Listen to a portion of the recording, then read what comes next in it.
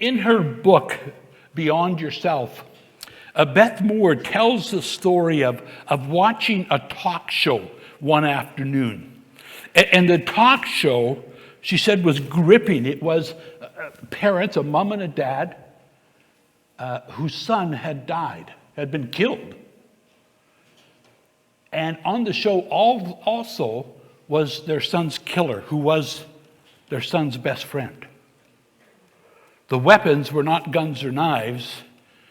It was an over-the-top alcohol content and a speeding car. And they had forgiven him. But they took it a step further that I'm sure even some of us as believers would struggle with. Because they also took him in to their home, made him their own second son. He sat at their table in the very chair that their son used to sit in, or the very place. He slept in the very bed that their son used to sleep in. He and the father traveled the U.S. doing safety seminars. And when someone asks them, why in the world would you do such a thing? I mean, it's one thing to forgive and maybe never see the person again, but to actually look at that person every meal, every evening when they went to bed, every morning when they got up, to see them, why in the world would you do such a thing? And they said this, because it gave us peace. Because it gave us peace. That young man did not deserve it, but he needed a second chance. And the man who wrote the book of Ephesians that we are going through right now was also a man who needed a second chance. Just think about it for a moment. He wrote most of the New Testament. He started churches in much of what was then the known world. He helped shape human history. But again, if you know the story of Paul, you know that he wasn't always like that. That he was an enemy of God. He was an enemy of the church. He actively pursued Christians to imprison them. He had actually taken part in the murder of the first martyr in the church, Stephen. He took part in that. He wanted to destroy the church. Then Acts chapter 9 describes when he was on his way to Damascus. And what was he on his way to Damascus for? To imprison more people. He was going to arrest more Christians.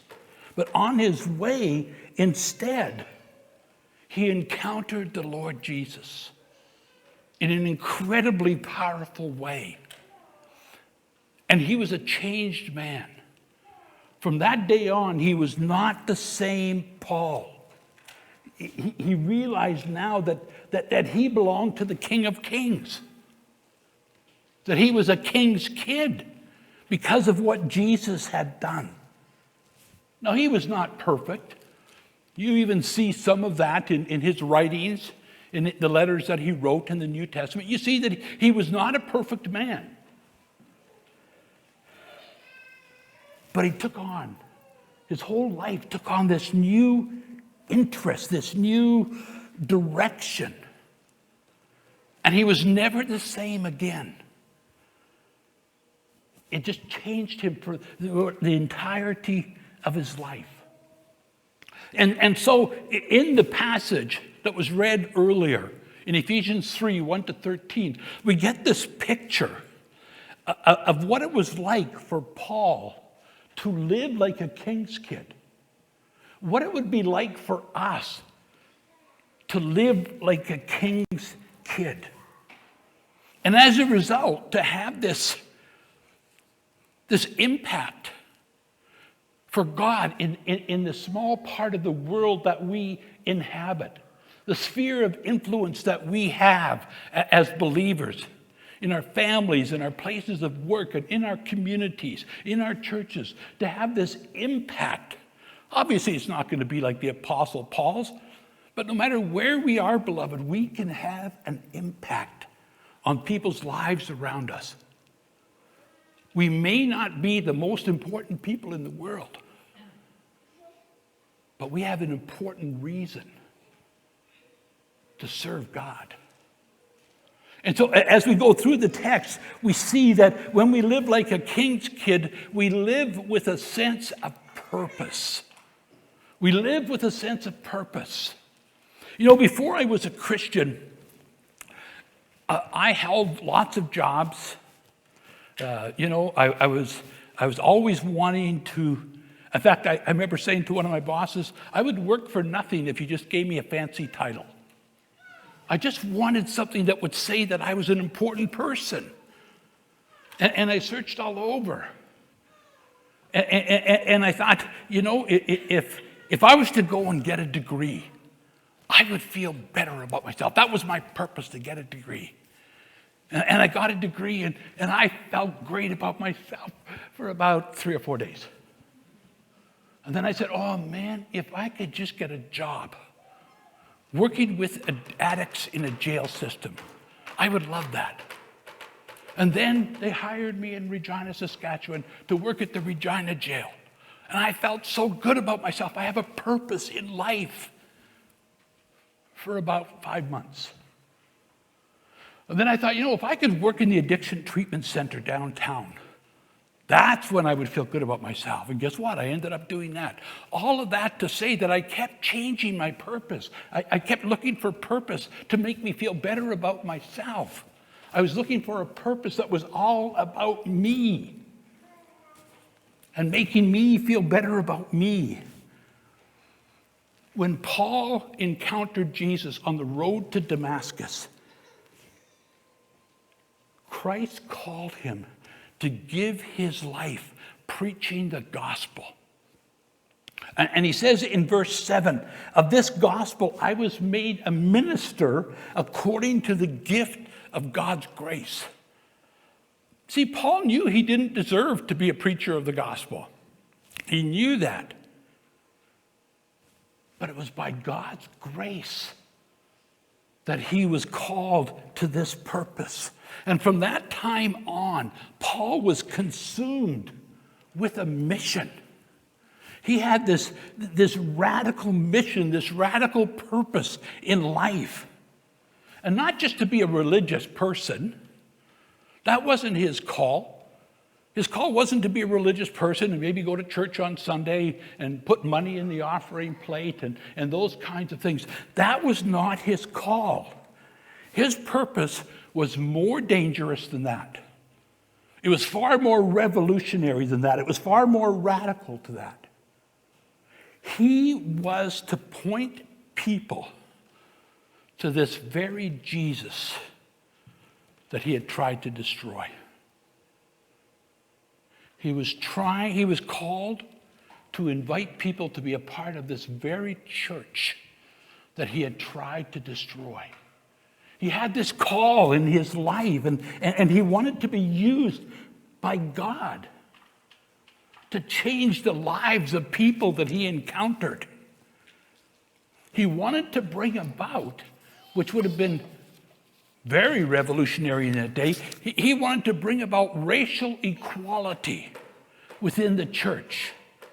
He says in verse 6, this mystery is that Gentiles are fellow heirs. They also can come to know Christ and give their life and serve him.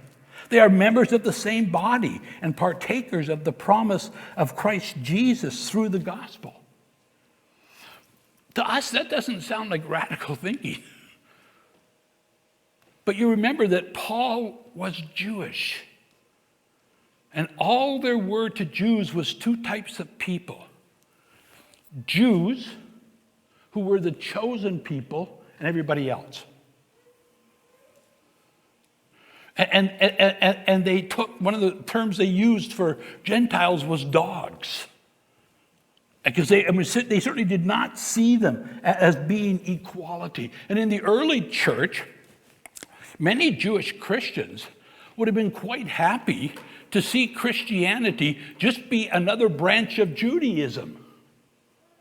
You had the Sadducees, you had the Pharisees, the Essenes, you had all those, and then Christianity. But Paul knew that there was something missing there, that there was something that was wrong about that. Paul just couldn't do that. He couldn't preach that way. He couldn't practice his faith that way. After meeting Jesus, Paul realized and recognized that he had a purpose in life, and it was to bring Gentiles to faith in Jesus Christ. And that made him incredibly unpopular in some circles. He was kicked out of synagogues and had to go to preach somewhere else when he would say that the Gentiles were also welcome in the family of God. But he preached it anyway. He never lost sight of his purpose. He never lost sight of his mission. It was his the whole time that he was alive. And so it begs the question, beloved, what's your mission? What's your purpose? It may not be to preach the gospel in the way that Paul did, in the way that somebody standing up front that here does. But what is your mission, your purpose as a believer? There's one thing, I don't know what everybody's mission and purpose in life is, but there's one thing I can guarantee you that it is not. It is not to serve ourselves. See, when I was running around changing my purposes all the time, I was serving myself. I was doing what I wanted to do to get ahead in life, to be recognized, to be famous, so to speak.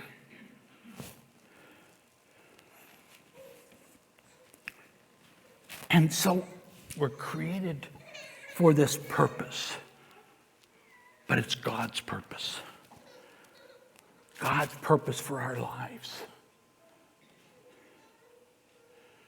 And if you're sitting here this morning and you have given your life to Jesus, I want to say that the most important decision we can make after we give our lives to Christ is that I will be a slave. I will be a slave to the purpose that God has given me for my life. I will do whatever it is that God has called me to do.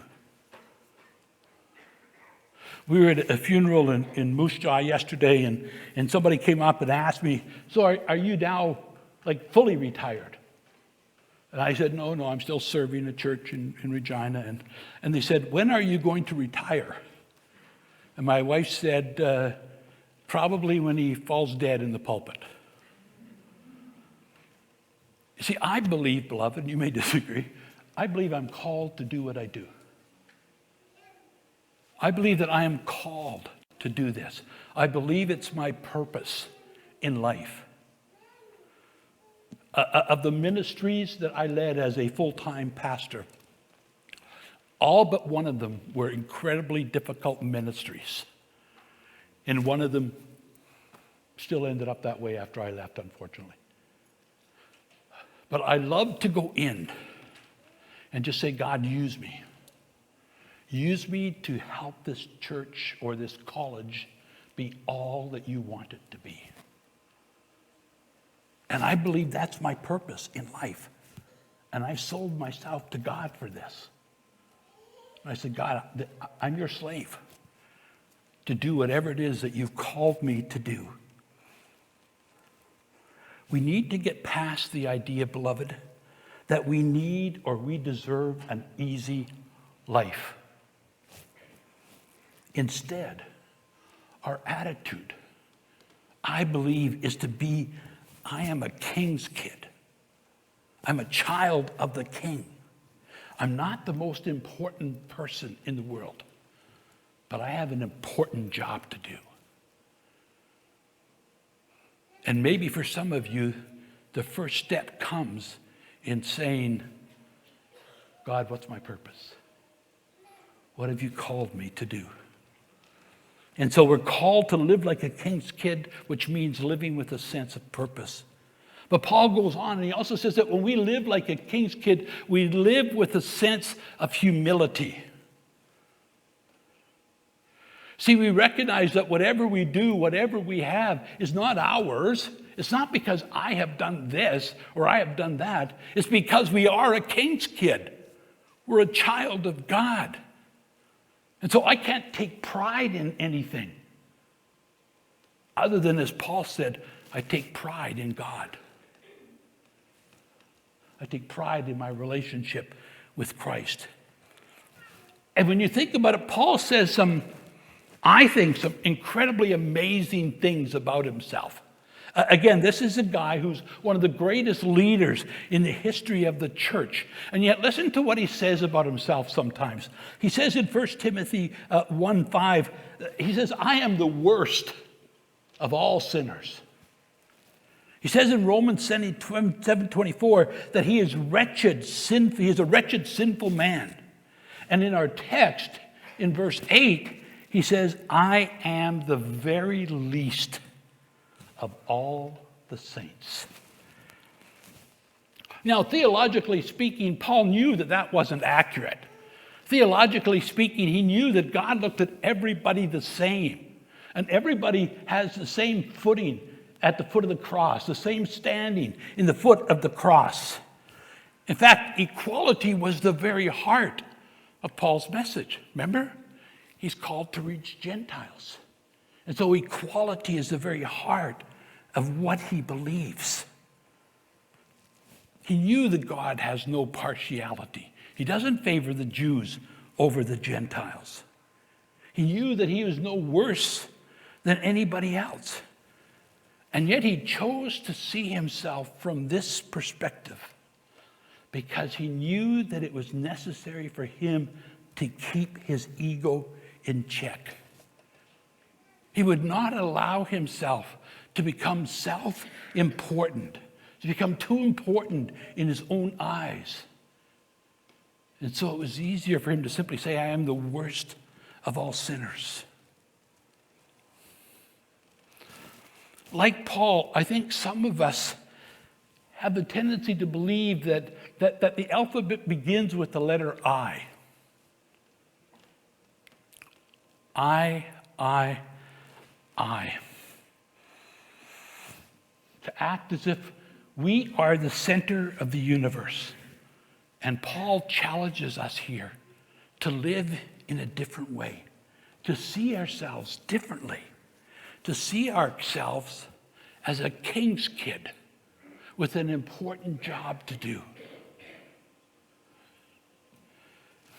In 1980, the Los Angeles Lakers basketball team won the championship that year. The next year, in 1981, they were eliminated in the first round. And as they began diagnosing what happened, they realized that the reason they hadn't got past the first round was the egos of all the players. Every player wanted to be at the center of attention. Each player wanted to be the most important and be recognized and treated like the most important player on the team. And their coach, Pat Riley at that time, said this, and I think this is profound. He said, the disease of me leads to the defeat of us. The disease of me leads to the defeat of us. When I was in university in Alberta, I curled on the university curling team. And we had two players, the skip and the third, who were basically, for young men, absolutely unbelievable curlers. And we went right to the silver medal, or right to the gold medal game for college curling in Alberta. But there was a problem on our team. The problem was the skip and the third didn't like each other. Each of them wanted to be the focus of the team.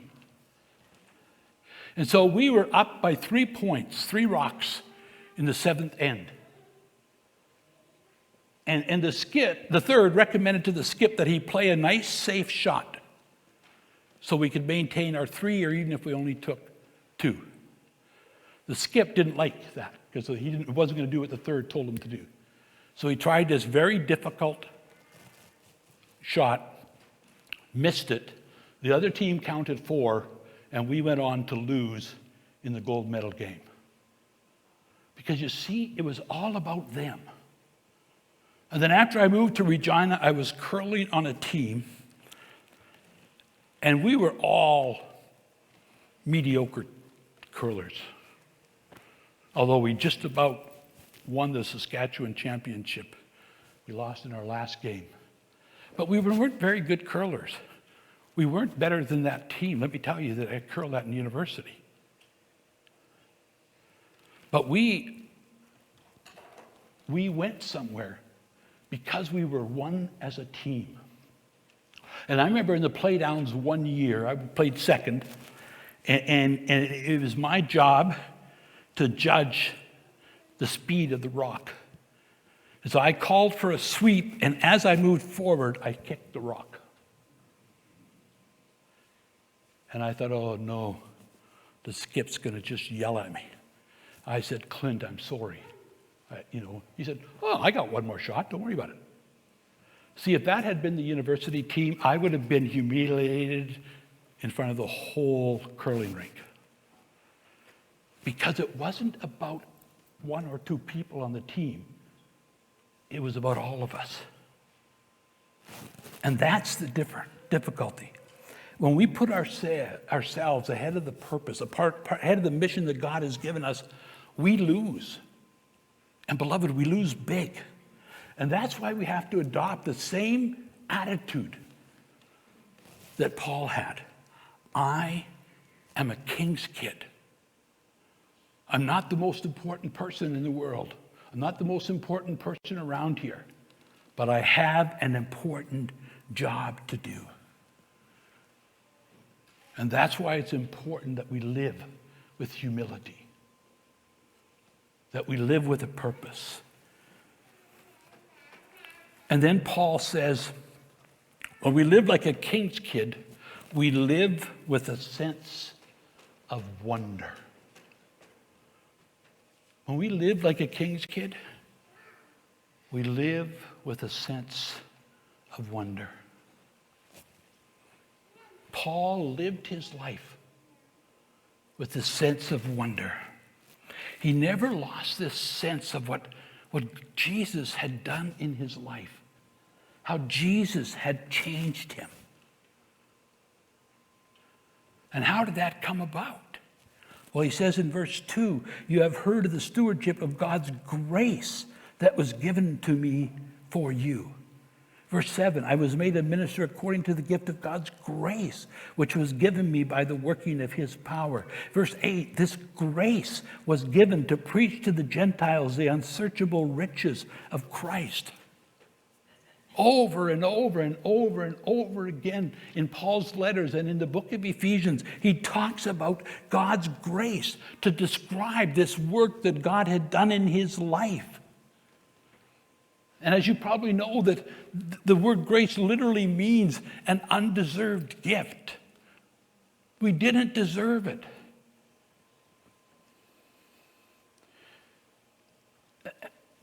And at the risk of offending, I want to say that none of us deserve it. You know the kind of life that I've lived in my past. Maybe it's easier for me to see because of that the wonder of what Christ has done in my life. But if you've never lived the kind of life that I've lived, and most of you haven't, you're as much in need of God's grace as I was and as I am today. Paul didn't fool himself into thinking that somehow he was doing God a favor by being his servant. He had this sense of wonder all these years later about the calling that God had placed on his life. And I think there's two, at least, well, many, but at least two temptations that we must learn to resist in terms of what it means to be a king's kid. One is self-satisfaction, where we think, God is so lucky to have me. He's so lucky that I'm a part of the kingdom. He's so lucky that I'm serving him. I don't think that's probably the major one that we fall into, the major temptation. I think the second one is probably more like it, where we fall into self-pity. And we wonder, why am I not living a better life? Why do I have struggles? Why aren't I rich like so-and-so? At this funeral yesterday, people were talking about the man who had died. And I said, man, I wish I was more like him. And I knew him, but he was just the phrase that was used over and over and over again yesterday to honor this man was he lived his life well.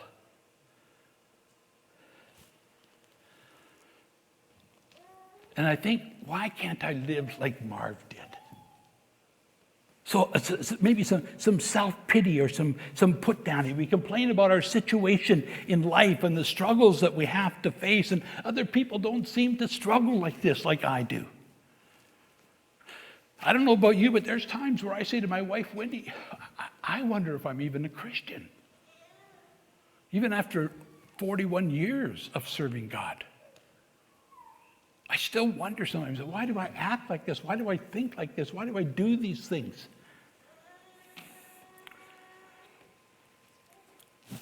We struggle with things and we ask God why. In many ways, for us, life seems to be unfair. Some people are really rich and some people are really poor. Some people have many talents and some fewer. Some are born handsome and some look like me. So how do we deal with these things? As we examine our lives, as we live our lives, we seek to maintain this sense of wonder in our lives, beloved. And we ask ourselves, why did God place me in this time, in this place, in this situation? What can I learn from it? What does he expect me to do about it? Why am I right here, right now? What's God's purpose for my life in this? And the reality of life for Christians and for non-Christians is that God reigns on the rich and on the poor, the righteous and the unrighteous. And so we can expect some big wins in our lives, but we can expect some big losses too.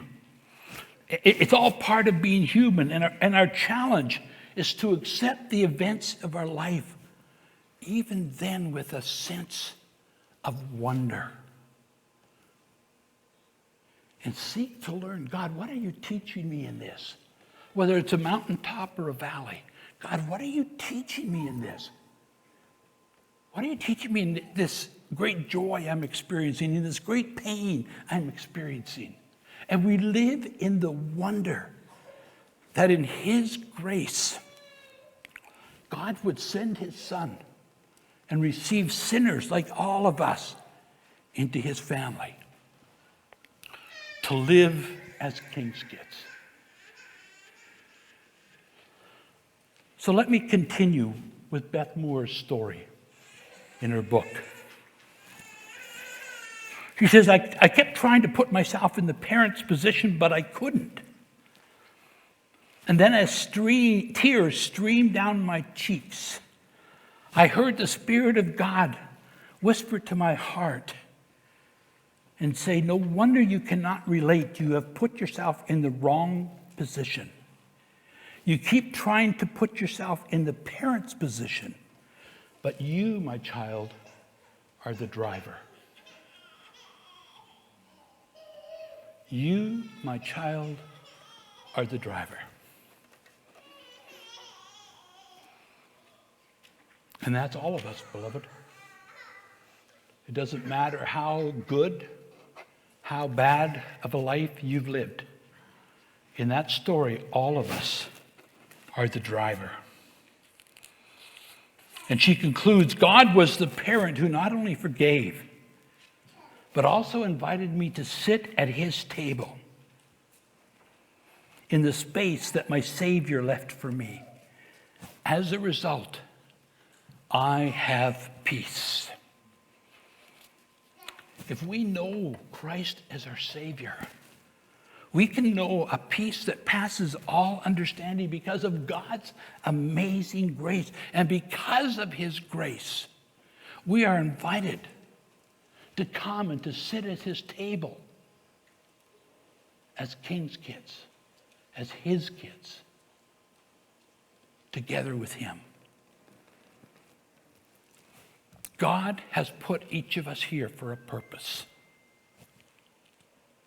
If we are willing, God can use us for his glory. But that means taking ourselves off the throne and allowing Jesus to be in his rightful place.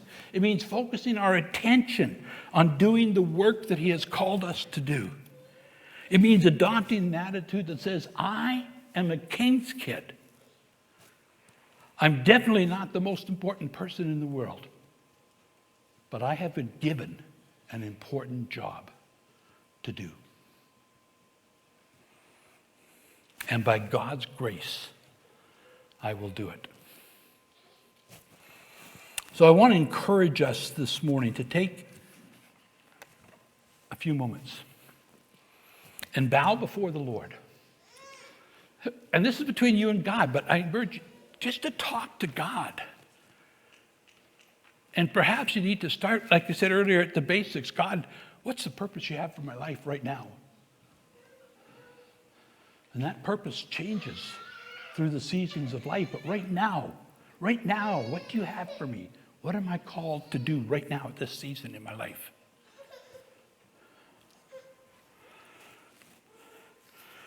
Between you and God. Are you living like a king's kid? And if not, what's stopping you? What's stopping you?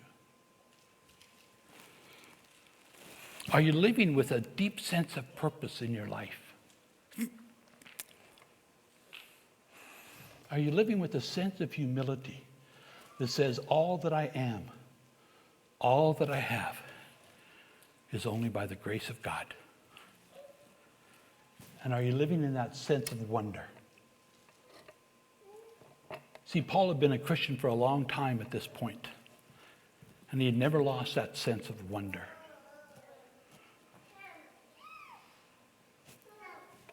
And I never want to lose that.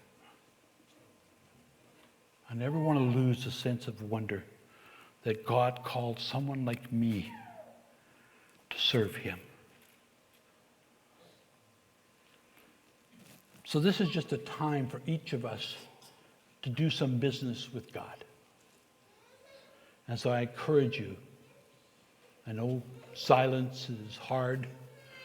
I won't make you do it a long time, but just bow before the Lord and just talk to him about how you can live more effectively as a king's kid.